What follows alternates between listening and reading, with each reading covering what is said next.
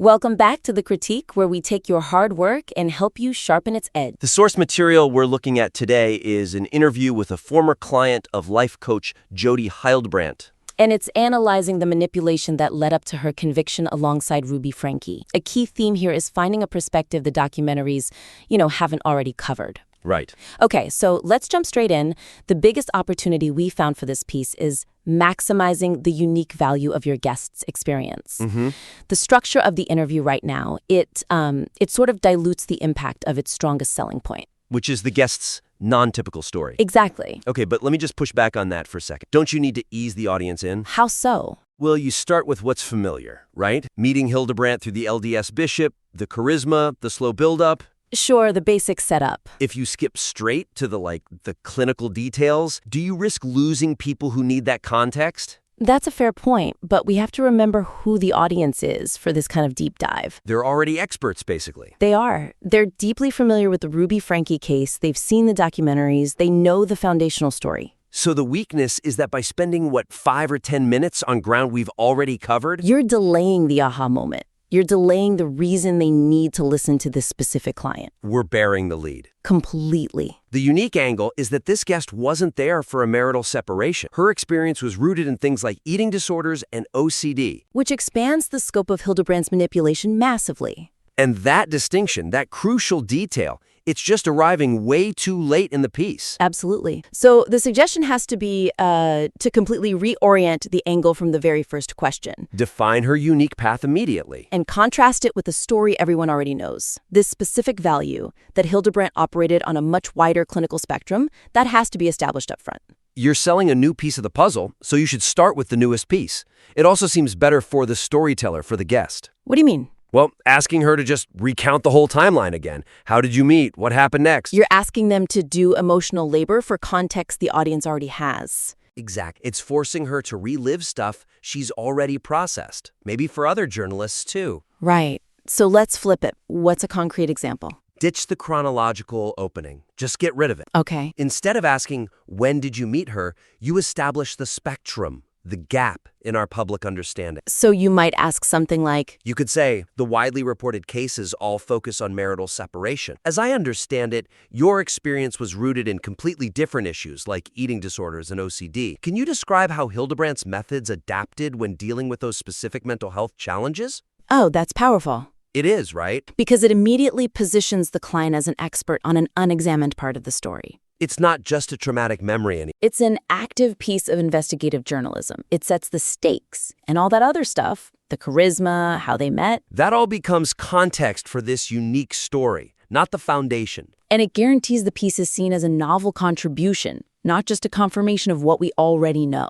That's the goal. Okay, that clarity is vital. So let's transition from that structural angle to the emotional core of the piece. Right. Because while the interview is rich in detail about the group dynamics, the tracking, the shaming, all that weirdness, the emotional climax, the specific conflict that made her quit, it lacks structural punch. I agree. It's presented very chronologically. Right.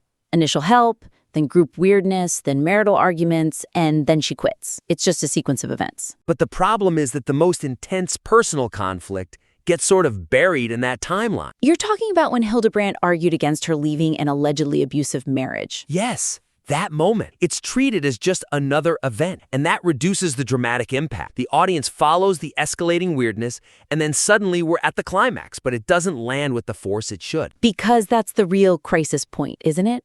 The moment the therapist subverts the client's self-determination. She called her a control addict and tried to coerce her into an addiction recovery program. All to stop her from leaving her marriage.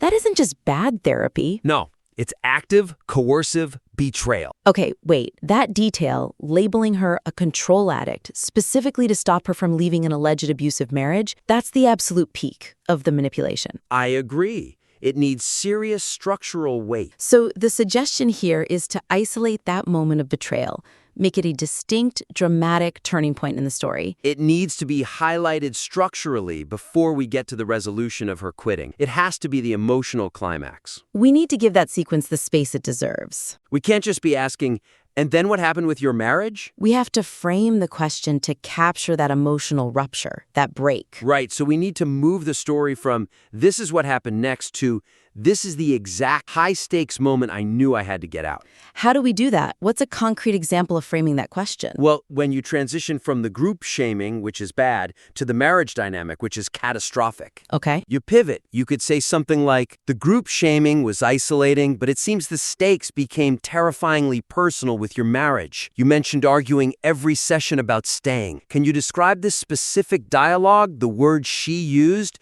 when Jodi Hildebrandt moved from guide to manipulator, specifically when she weaponized that control addict label to force you to stay? And then you could add, what was your immediate reaction when that decision was taken away from you? Yes, exactly. That framing makes the client the hero of her own escape story. It's no longer a slow fade of realization. It's a moment of active defiance against manipulation. It sharpens the stakes. It shows the manipulation at its most coercive. Cloaking control and therapeutic jargon, the culty nature of the program is fully realized in that one sequence. And by expanding on that, you give the audience the emotional payoff they need before you get to the resolution of her leaving. Right. That's a fantastic adjustment. It deepens the engagement so much. Good. Okay, so let's pivot to the institutional analysis, the context that allowed all this to happen for so long.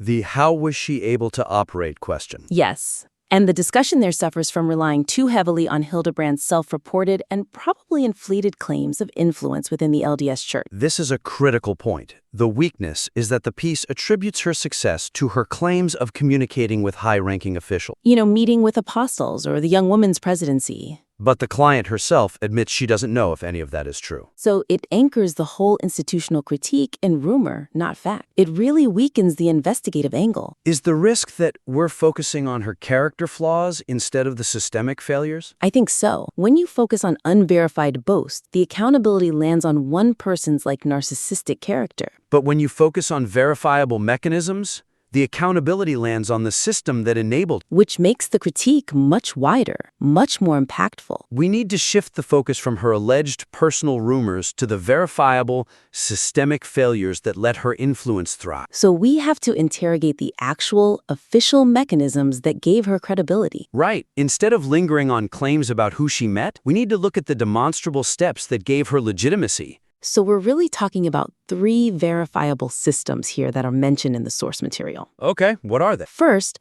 her licensed therapist status itself. The professional shield. Second, the explicit chain of church referrals. That bishop's recommendation is mentioned. The moral stamp of approval. And third, the fact that the church was, in some cases, actually paying for the sessions. Which cements her place right inside the institutional structure. That's where the failure lies. The shift is critical. Move from she claimed influence to the system officially supported and funded her. And the questions should lead there. So, for example, instead of asking if she ever met an apostle, a much more impactful question would be, beyond her personal claims, how did the lack of formal oversight within the licensed therapy system or the specific process of church referrals, especially when the church was funding sessions, create the vacuum that allowed her methods to flourish? That approach anchors the entire critique and accountability. It also validates the client's memory by focusing on the mechanisms she actually experienced, not the therapist's unverified boasts. It transforms the interview from just a recollection of trauma into an informed, robust critique of systemic vulnerabilities. And it gives a much more satisfying answer to the audience's question, why did no one stop her sooner? The answer is in the system, not the rumors she spread. And the structure works perfectly now. You establish the unique scope, isolate the personal crisis, and then broaden out to the systemic context that enabled it. It builds beautifully. Yeah. Okay, so to recap our critique, we focused on maximizing the impact of this account by identifying 3 key opportunities. First, you have to front-load that unique, non-typical client angle immediately. Get to the OCD and eating disorder cases early to establish why this interview is so different. Second, sharpen the structural presentation of the personal betrayal. You need to isolate that control addict moment as the absolute crisis point. Make sure that violation lands with maximum emotional punch. And finally, anchor the discussion of institutional failure in verifiable systems. The licensing, the referral process, the church's financial sponsorship. Don't rely on Hildebrandt's alleged personal claims. Implementing these structural changes will just maximize the impact and relevance of this vital first-hand account. Especially for an audience that already knows the basics and is hungry for something more. We hope this helps you challenge yourself to become better at what you do. Submit your revised work back to us anytime.